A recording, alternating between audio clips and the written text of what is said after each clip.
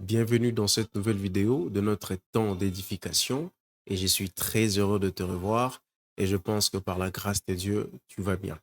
Et de mon côté, je vais bien, Dieu fait grâce et c'est ce qui fait que nous sommes encore là pour que nous puissions continuer à parler de sa part.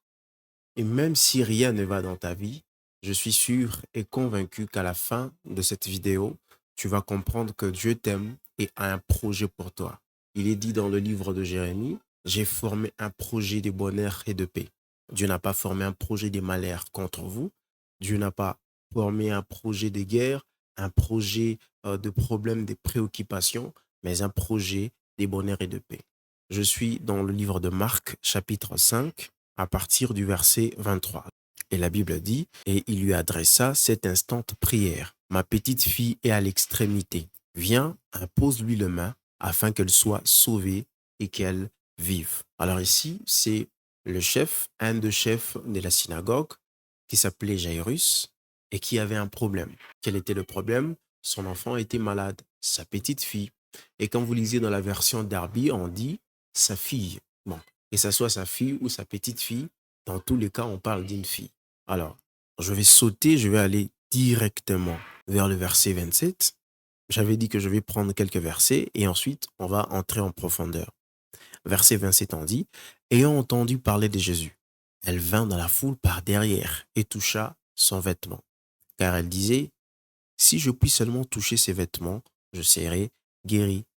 Au même instant, la perte des sangs s'arrêta et elle sentit dans son corps qu'elle était guérie de son mal. Jésus connut aussitôt en lui-même qu'une force était sortie de lui et se retourna au milieu de la foule, il dit, qui a touché mes vêtements? Ses disciples lui dirent, tu vois la foule qui te presse et tu dis, qui m'a touché? Et il regarda autour de lui pour voir celle qui avait fait cela. Je peux m'arrêter un instant pour expliquer quelque chose. C'est que Jésus-Christ est sollicité. Jairus l'appelle pour qu'il aille dans sa maison et guérir sa fille ou sa petite fille. Chemin faisant, il va croiser une femme. D'ailleurs, c'est cette femme-là qui avait entendu parler de lui. Il avait entendu parler de Jésus et cette femme-là s'est dit en elle-même, si je puis seulement toucher les pans de sa robe, je serai guérie. Et qu'est-ce qui s'est passé? Cette femme-là a touché Jésus-Christ. Et ce que j'aime dans cette histoire, c'est que Jésus-Christ avait une destination. Jésus-Christ avait un point de départ et un point d'arrivée. Il avait tracé déjà dans sa tête. Mais en cours de route, il y avait une autre femme qui était là. Elle avait besoin d'une guérison. Donc vous voyez que la foi n'a pas besoin de bruit, parce que cette femme n'avait pas besoin de bruit, de crier pour qu'elle soit guérie. Ici, on a l'impression comme si Jésus-Christ n'avait pas compris ce qui s'est passé, bien qu'il est omniscient, je précise. Mais à cet instant, il s'est dit, j'ai senti une puissance sortir de moi. Je ne sais pas qu'est-ce qui s'est passé. Mais il avait compris qu'il y avait une femme qu'il avait touchée. Et on dit qu'il regarda autour de lui pour voir celle qu'il avait touchée. Vous savez, la foi est capable d'aspirer quelque chose sans pour autant qu'il y ait même une prière comme ça.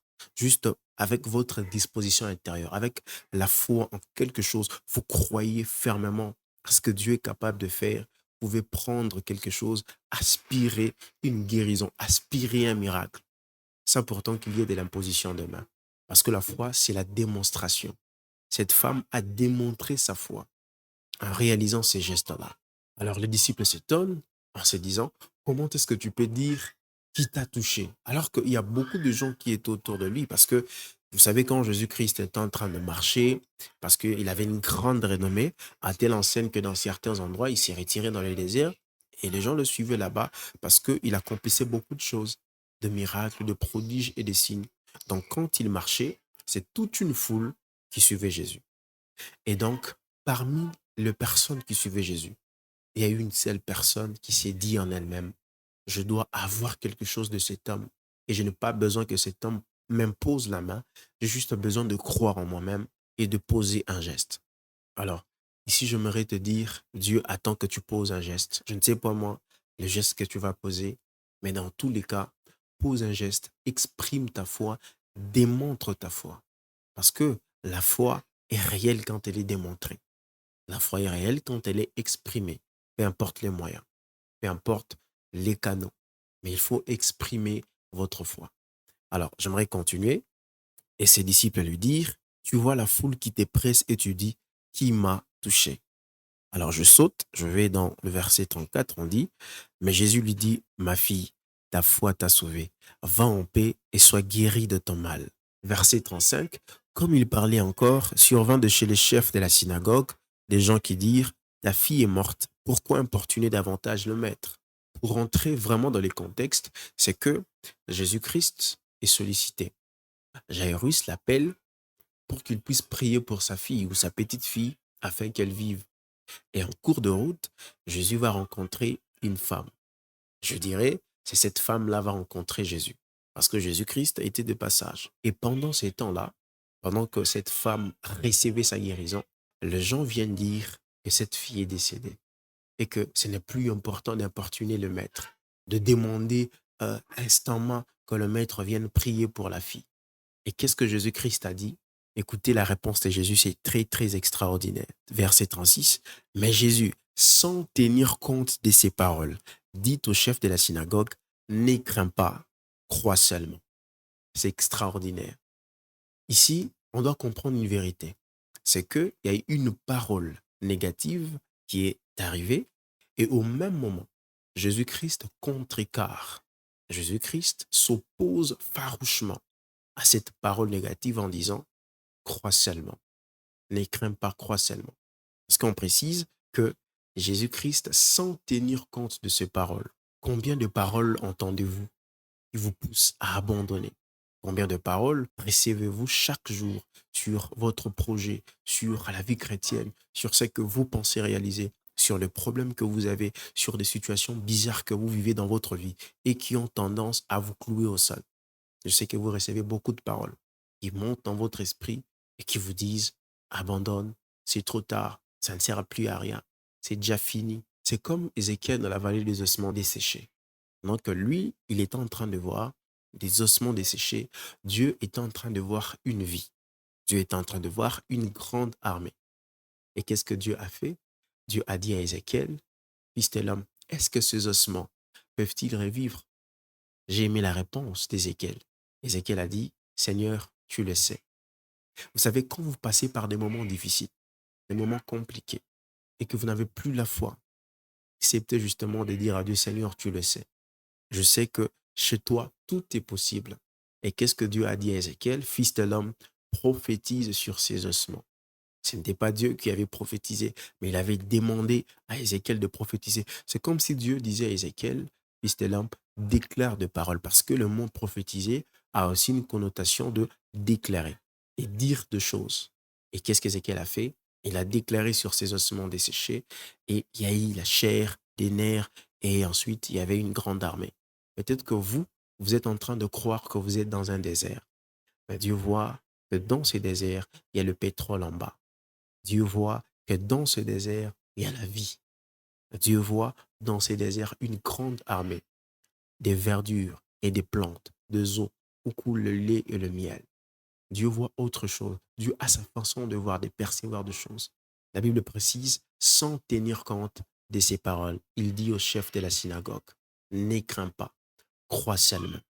La première étape, c'est de refuser, de ne pas craindre, de rester dans la foi, de demeurer dans la parole, de ne pas être effrayé et de rester dans ce que Dieu t'a dit, de rester focus sur la pensée de Dieu. Ne crains pas, crois seulement. Parce que beaucoup de gens ont tendance à réagir comme des personnes qui ne croient pas quand il y a des problèmes. Si vous commencez à pleurer quand vous avez des problèmes qui arrivent dans votre vie, ce n'est pas une bonne attitude. Dieu n'écoute pas les pleurs, mais Dieu écoute la prière contenue dans le pleur. Si votre pleur est l'expression d'une prière, alors Dieu va l'écouter. Acceptez de croire, acceptez de faire ce que Dieu vous demande de faire. La première des choses, ne crains pas. Et ensuite, crois seulement. Parce que Jésus-Christ ne faisait pas des choses au hasard. Donc, c'est l'attitude que nous devons adopter.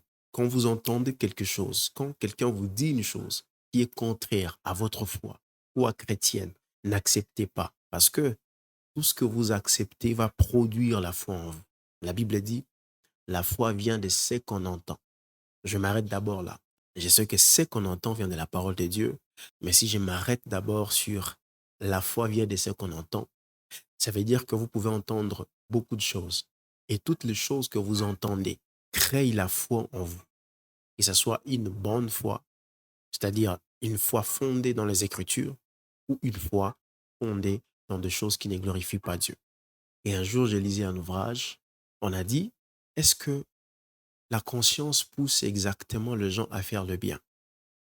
Est-ce que la conscience pousse exactement les gens à produire de bonnes œuvres?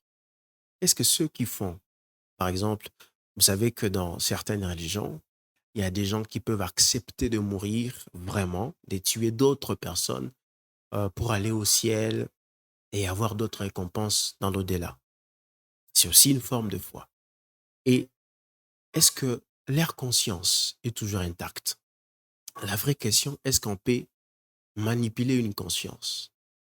Est-ce qu'on peut modifier une conscience? Est-ce que la conscience nous pousse seulement à faire ce qui est bien? Je pense qu'on doit réfléchir à ce sujet parce que dans cet ouvrage, j'ai aimé l'interprétation. On a dit, la conscience nous pousse à faire ce qu'on nous a enseigné est bien. Donc, si on vous enseigne que mourir, porter des explosifs, afin de mourir pour votre foi et avoir une récompense dans l'au-delà, de manière consciente, vous allez faire cela et vous n'aurez pas de remords parce que votre conscience a été éduquée, a été exposée à des paroles qui ont modifié votre façon de voir. Je suis en train de dire que les paroles que nous entendons créent une forme de foi en nous, et ce soit dans le bon ou comme dans le mauvais sens. Et on voyait à quel point les paroles que nous entendons peuvent changer notre façon de voir. L'apôtre Paul persécutait l'Église. Pensez-vous que l'apôtre Paul ne croyait pas en ce qu'il faisait? S'il croyait, et il savait qu'il faisait bien, il pensait qu'il faisait bien. Mais selon la pensée de Dieu, c'était mal. La persécution contre l'Église. Donc, ce qu'on vous enseigne, ce que vous entendez chaque jour est en train de créer une sorte de foi en vous. Donc, faites très attention à ce que vous décidez de voir. Faites très attention à ce que vous décidez d'entendre parce que ça crée en vous une forme de foi. Et c'est soit dans le bon ou dans le mauvais côté. Mais pour notre part, enfants de Dieu, nous sommes appelés à fonder notre foi sur les Saintes Écritures. Ainsi, on doit rejeter tout ce que l'ennemi vient nous dire et qui ne concorde pas avec la parole de Dieu. C'est le cas de Jésus ici. Il entend des paroles et ces paroles-là sont négatives et il s'oppose directement en disant, sans tenir compte de ces paroles, il s'oppose, c'est-à-dire pour lui, ça ne sert à rien. Ces paroles-là ne servaient à rien. Il y a des choses que vous devez anéantir dès qu'elles arrivent. Il y a des choses que vous devez écarter dès que vous les entendez. Parce que ça va créer la peur en vous. Ça va créer le doute. Faites comme Jésus. Dès que vous entendez une parole qui a tendance à déstabiliser votre foi, rejetez ces paroles. Restez sur ce que la Bible a dit. Restez focus sur ce que Dieu a dit dans sa parole. Alors, j'aimerais continuer, sinon on ne va pas s'arrêter. Écoutez très bien, au verset 37, on dit, et il n'est permis à personne de l'accompagner, si ce n'est à Pierre, à Jacques et à Jean, frère de Jacques. Souvenez-vous, dans Matthieu chapitre 17, il a pris Pierre, Jean, Jacques pour aller sur la montagne des transfigurations et prier. Jésus-Christ était très sélectif et ce n'était pas pour rien. C'est parce qu'il savait que si il s'associe avec des gens qui croient, il verra encore des grandes choses. Il accomplira encore des grandes choses. Imaginez ici la foule savait déjà la fille est morte. Ces personnes qui l'entouraient avaient peut-être perdu la foi. Et Jésus-Christ s'est dit en lui-même, comme ces personnes ont entendu cette parole de la mort, je suis certain, je suis vraiment convaincu et certain qu'ils n'ont plus la foi. Et qu'est-ce que je vais faire? Je vais sélectionner parmi mes gens, parmi les personnes qui m'accompagnent. On va aller avec la foi et on verra les résultats. Sois sélectif dans ce que tu fais. Sois sélectif dans ton entourage. Quand tu vois des gens qui ont tendance à t'étirer vers les bas, détruire ta foi, à t'amener vers des choses qui ne glorifient pas Dieu, à t'amener vers des choses qui te poussent à abandonner la foi, fais très attention. Oui, ces personnes. Fais très attention. Détache-toi de ces personnes parce que tu n'arriveras pas à accomplir ce que tu veux accomplir si tu restes avec ces personnes-là. C'est ce que la Bible veut nous dire ici. C'est qu'il y avait des gens autour de lui, il y avait beaucoup de gens, mais qu'est-ce que Jésus-Christ a fait? Il a choisi 3 personnes pour l'accompagner. Il n'a pas choisi 4, 10, 20. Il n'a choisi que 3 personnes. Seulement 3 personnes. Alors, je peux continuer. Verset 38 en dit, ils arrivèrent à la maison du chef de la synagogue où Jésus vit une foule bruyante et des gens qui pleuraient et poussaient des grands cris. Ils arrivèrent à la maison du chef de la synagogue où Jésus vit une foule bruyante et des gens qui pleuraient et poussaient des grands cris. Il entra et leur dit, pourquoi faites-vous du bruit et pourquoi pleurez-vous? L'enfant n'est pas morte, mais elle dort. Alors, ici, c'est vraiment très, très étrange. Jésus-Christ arrive et il voit les gens en train de pleurer et de pousser des grands cris. Et qu'est-ce qu'il a fait? Il a dit, pourquoi pleurez-vous? Pourquoi faites-vous du bruit? J'aime beaucoup ces mots, bruit. Pour Jésus, ces pleurs étaient du bruit, ce n'était pas l'expression de la foi. Est-ce que de fois nous ne faisons pas beaucoup de bruit dans nos prières? Est-ce que des fois, quand nous passons par des moments compliqués, difficiles, où nous ne voyons pas d'issue, ne faisons-nous pas de bruit au lieu de prier? Faisons la rétrospection. Observons attentivement nos vies. Est-ce que nous croyons vraiment ce que Dieu veut accomplir dans nos vies? Au lieu de pleurer, prie. Au lieu de pleurer, relève-toi et avance. Verset 40 en dit, et il s'est moqué de lui. Parce que les gens qui ne connaissent rien du futur ont tendance à se moquer de gens qui reviennent du futur. Quand tu viens du futur, tu sais déjà ce que Dieu a préparé pour toi. Quand tu viens du futur, tu as déjà vu ce qui se prépare. C'est un peu à l'époque de Noé. Pendant que Noé était en train de dire les choses qui doivent arriver, les gens le prenaient comme un fou. Les gens ne croyaient pas. Ils pensaient qu'il était en train de blaguer. De même ici, les gens se moquaient de Jésus. Toi, tu veux nous dire que cet enfant vit. Ce sont là les questions qui s'est posées. Donc toi, Jésus, tu veux nous dire que cet enfant vit. Nous, on a vérifié. Il y a eu des médecins qui sont passés par ici, qui ont vérifié le signe vitaux. Et donc, c'est fini. Les gens se moqueront de vous quand vous allez exprimer votre foi. C'est tout à fait normal. Parce que eux sont concentrés par la vue. Mais vous, vous êtes concentrés sur la foi. Souvenez-vous de cette histoire qu'on vient de voir de la femme qui avait la perte de sang. Depuis 12 ans, elle souffrait de cette maladie. Pendant que Jésus-Christ demandait qui m'a touché, le disciple ait pensé que c'était sur le plan physique. Or, c'était sur le plan spirituel. Jésus-Christ était touché par beaucoup de gens. Mais sur le plan spirituel, avait senti qu'il y avait une femme qui l'avait touché. Alors, réellement touché. Les gens ordinaires, les personnes ordinaires, se concentrent sur des choses physiques, palpables. Mais les gens spirituels se concentrent sur des choses spirituelles qui sont vues au niveau de l'esprit et prêtes à se réaliser dans le monde physique. Ne désespérez pas lorsque les gens se moquent de vous, lorsque vous transportez une grande vision. Ne désespérez pas lorsque les gens disent que rien ne va marcher, tu ne vas pas avancer, tu ne vas pas évoluer, tu ne vas pas atteindre tel ou tel autre niveau. Acceptez de faire ce que Dieu vous demande de faire, tel qu'il vous demande de faire. Peu importe ce qui arrive, que vous soyez par terre, peu importe votre pays, peu importe votre âge, peu importe l'endroit où vous êtes, peu importe votre passé, peu importe la brutalité avec laquelle le diable est en train de combattre votre vie, peu importe le combat que vous avez eu dans le passé et que vous aurez dans le futur, peu importe le nombre de vos ennemis, faites juste une seule chose. Croyez seulement. Acceptez de croire à ce que Dieu vous demande de faire, à ce que Dieu vous demande d'accomplir, même s'il y a de moqueries, même s'il y a des gens qui viendront vous dire que voilà, en tout cas, il y a eu 10 personnes avant vous, que vous êtes la 11e personne. Ça ne marchera pas. Laissez tomber. Acceptez d'être la 11e personne et d'avoir la victoire et d'avoir les succès. La Bible a dit, le Dieu de cieux nous donnera du succès. J'aimerais avancer. Verset 40. Et s'est moqué de lui. Alors, ayant fait sortir tout le monde, il prit avec lui le père et la mère de l'enfant et ceux qui l'avaient accompagné, c'est-à-dire Pierre, Jean-Jacques. Vous voyez, Jésus-Christ est très sélectif et il entra là où était l'enfant.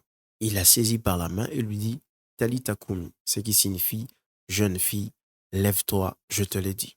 Aussitôt la jeune fille se leva et s'est mise à marcher, car elle avait 12 ans. Jésus-Christ va demander à l'enfant elle-même, parce que c'était une fille, de se tenir debout, de se lever. Souvenez-vous de ce que Dieu a dit à Josué. Fortifie-toi toi-même. Il y a des moments où Dieu te dira, fortifie-toi toi-même. C'est pareil ici. Jésus-Christ parle à cette fille et lui dit, lève-toi, jeune fille. Talita Kumi, ce qui signifie, jeune fille, lève-toi. Dieu te dit aujourd'hui, lève-toi et avance.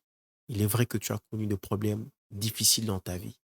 Lève-toi et avance. Peu importe ton âge, jeune fille, jeune homme, vieux ou vieille, lève-toi et avance. Tu n'as pas le droit de rester à terre, il faut avancer. Fortifie-toi toi-même. Il est vrai que l'épreuve est rude, mais il ne faut pas oublier que dans la fournaise ardente, il était la quatrième personne. N'oubliez pas que dans la fosse aux lions, il a fermé la gueule des lions. Il a dit dans sa parole, je ne vous abandonnerai jamais. Peu importe le problème que tu as, les situations compliquées, difficiles, accepte d'avancer. Crois seulement. C'est tout simple. Crois seulement. Je continue, on dit, aussitôt, verset 42, la jeune fille se leva et s'est mise à marcher, car elle avait 12 ans. Et ils furent tous dans un grand étonnement. Ici, vous voyez que la femme qui avait la perte de sang, elle souffrait de cette maladie depuis 12 ans. Et la fille de Jairus, qui fut ressuscitée ou qui fut réveillée du fait que Jésus-Christ avait dit qu'elle n'était pas morte et qu'elle dormait, avait également 12 ans. Pensez-vous que c'est une coïncidence, juste comme ça? Pensez-vous que c'est seulement du hasard? Je ne pense pas. Jésus-Christ fait parfaitement les choses. Et il fait chaque chose en son temps, au moment opportun.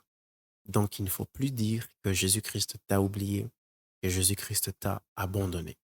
Accepte seulement de croire en lui. Accepte seulement l'œuvre salvatrice.